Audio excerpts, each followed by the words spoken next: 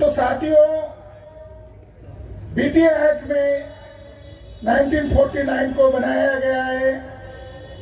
धारा नंबर 2 में यह लिखा हुआ है कि महंत ब्राह्मण, शैववादी महंत ब्राह्मण वांशिक आधार पर पीढ़ीजात मेंबर रहेगा। अगर इसकी सादी भाषा में अगर व्याख्या करो तो इसका अर्थ निकलेगा महंत ब्राह्मण महाबोधि महाविहार का मालिक है, इसलिए एक्ट जलाया है। महंत ब्राह्मण का कंट्रीब्यूशन क्या है कि पीढ़ीजात वो मेंबर रहेगा। और शंकराचार्य को आदर्श मानने वाले लोग हैं। शंकराचार्य को तो मोहन भागवत आदर्श मानता है, आरएसएस के लोग आदर्श मानते हैं, क्योंकि आदि शंकराचार्य टेररिस्ट ब्राह्मण है, आतंकवादी ब्राह्मण। और शंकर दिग्विजय नामक ग्रंथ में यह लिखा हुआ है कि आदि शंकराचार्य ने भिक्षुओं का वेश धारण किया, डुप्लीकेट भिक्षु बने और ओरिजिनल भिक्षुओं का गले काटकर हत्या किया। इसलिए आदि शंकराचार्य की फौज को प्रच्छन्न बौद्ध कहते हैं, डुप्लीकेट बौद्ध, हत्यारे लोग हैं ये। और जिन्होंने भारत में बौद्ध धर्म को खत्म करने के लिए हिंसा अभियान चलाया, वो ब्राह्मण इसका पीढ़ीजात मेंबर रहेगा। इसका मतलब है कि ये कानून महंत ब्राह्मण को मालिक घोषित करता है, इसलिए इसको जलाना जरूरी है।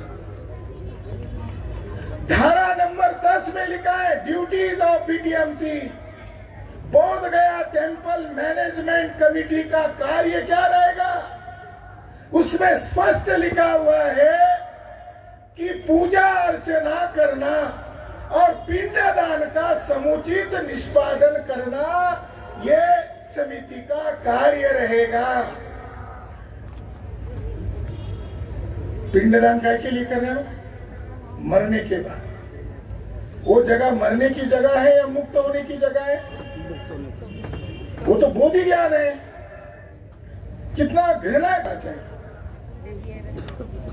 धारा नंबर 13 में लिखा हुआ है कि भले ही यह बौद्धों का स्थान है, लिखने वालों को मालूम था आज न कल ये लोग जगेंगे, फिर आंदोलन करेंगे, विवाद होगा, तो पहले लिख डाला यह बौद्धों का भले ही स्थान है, मगर कल जाकर हिंदुओं और बौद्धों में कोई विवाद होता है तो उसका समाधान न्यायपालिका में नहीं किया जा सकता, उसका समाधान बिहार राज्य का सीएम करेगा। ये कितना गुंडागर्दी वाला कानून है, ये तो गुंडागर्दी है। 2012 में वांगड़ी नामक एक नॉर्थ बंगाल सिलीगुड़ी के बुद्धिस्ट व्यक्ति सुप्रीम कोर्ट में याचिका लेकर गए। उनकी एक ही डिमांड थी कि ये जो 9 सदस्य में 4 बौद्ध है और 5 गैर बौद्ध है, तो उनकी डिमांड थी 9 के 9 बौद्ध होने चाहिए। 2012 में याचिका दायर की और 2018 में सुप्रीम कोर्ट के जज ने उस याचिका को खारिज करते हुए कहा ये जुडिशियल मैटर नहीं है, ये लेजिस्लेचर का मैटर है, ये विधिमंडल का मैटर है। कितने बदमाश है जजेस, ऐसा मिस इंटरप्रिट करने वाले, मिस इंटरप्रिट करने में ये लोग उस्ताद है। इसलिए इसका एक्ट को जलाना पड़ेगा। ब्रिटिशों के कानून को तुम मानते नहीं थे, तब तुम महान हो गए। जब हमारे होली प्लेस पर ब्राह्मणों का कब्जा किया जा रहा है, केवल कब्जा नहीं किया जा रहा है, आरएसएस और बीजेपी के साथ मिले हुए नीतीश कुमार केवल कठपुतली बने हुए हैं। और वहां का जो गवर्नर था, अभी केरला गया है, उसके ऊपर राष्ट्रद्रोह का मुकदमा दर्ज करना चाहिए।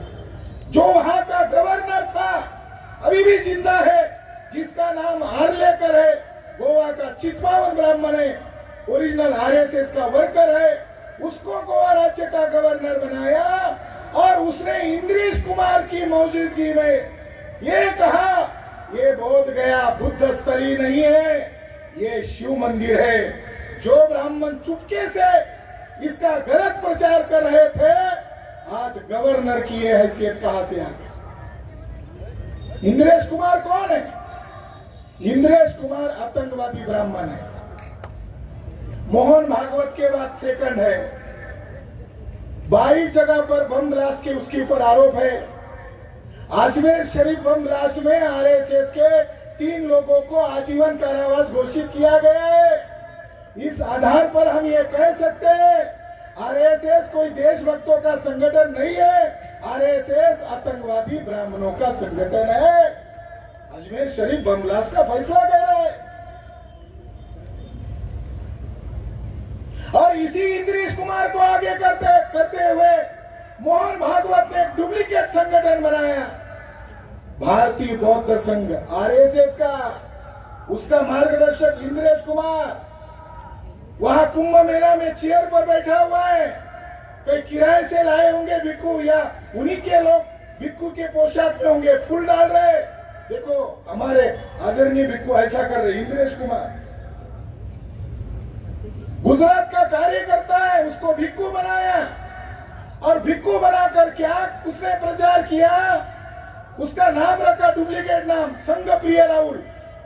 हमारे बंटी जी कह रहे थे कि मुसलमान से हमारा कोई नाता नहीं है।